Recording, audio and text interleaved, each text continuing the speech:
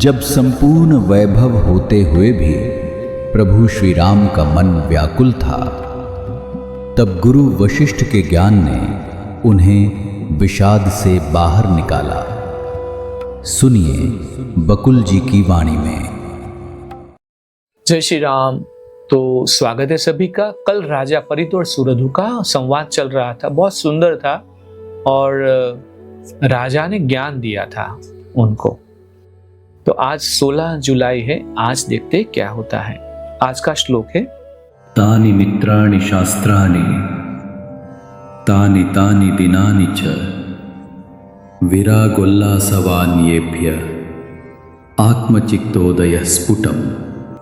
अर्थ है किसी व्यक्ति के हृदय में अनासक्ति तथा आत्मज्ञान उत्पन्न करने वाले शास्त्र तथा दिवस ही उसके एकमात्र सच्चे मित्र होते हैं और कोई नहीं। हम वापस इनको देखेंगे भाषांतर को। अभी वशिष्ठ ने आगे क्या कहा, दृश्य संसार की असार प्रकृति की चर्चा कर तथा एक दूसरे का नमस्कार वंदन कर दोनों राजा सुरधु और परिद अपने अपने कर्तव्यों के निर्वाह में लग गए। हे राम, तुम भी ज्ञान में दृढ़ता पूर्वक स्थित हो जाओ और अपने हृदय से अहम की दोषपूर्ण धारणा निकाल दो।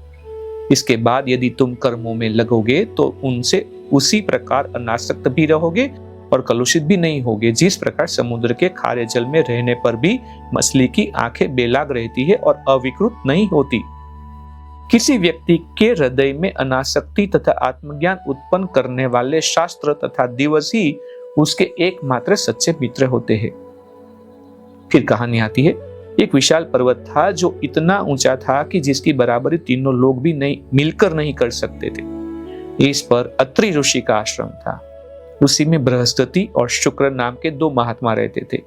दोनों के एक पुत्र थे जिनके नाम थे विलास और भास। दीर्घकाल तक बाद बृहस्पति और शुक्र इस संसार से विदा हुए। शोकाकुल पुत्रों ने यथाविधि उनका अंतिम संस्कार किया। अपने अपने पिता के न रहने पर उनमें अपनी धन संपत्ति के संबंध में वितृष्णा हुई। फिर दोनों ने ही वन की राह ली। दोनों अलग अलग दिशाओं को गए। उन्होंने खानाबदोशों का जीवन बिताया। काफी समय बाद उनमें पुनः भेंट हुई। दोनों वापस मिले।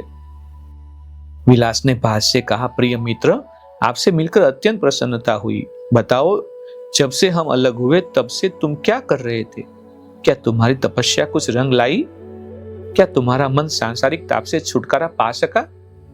क्या तुम्हें आत्मज्ञान प्राप्त हुआ? मुझे बताओ। वैसे लगते तो हो तुम प्रसन्न और मस्त।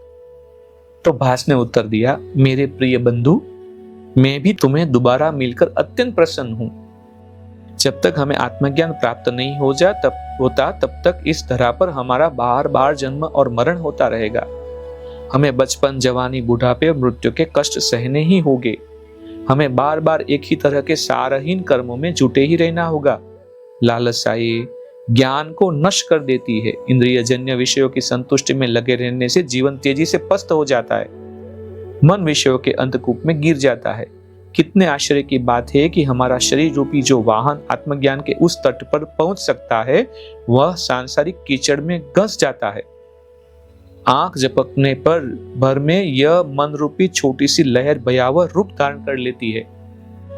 व्यक्ति मूर्खतापूर्ण दुखों और कष्टों को स्व के साथ नथ लेता है और दुखी रहता है, जबकि वे उसे स्पर्श तक नहीं कर सकते। वशिष्ठ ने कहा, इस प्रकार आपस में बातें करते करते और संसार की प्रकृति पर विचार करते करते उन दोनों को परम ज्ञान की प्राप्ति हो गई। इसीलिए कहा जाता है कि हमेशा सहवास और संसर्ग ज्ञानियों से ही रखना चाहिए। इस बात के साथ आज यहाँ पे विराम लेते हैं। कल देखते क्या होता है। जय श्री राम। इस ज्ञान यात्रा में हमारे साथ बने रहने के लिए चैनल को सब्सक्राइब करें और बेल आइकॉन दबाएं।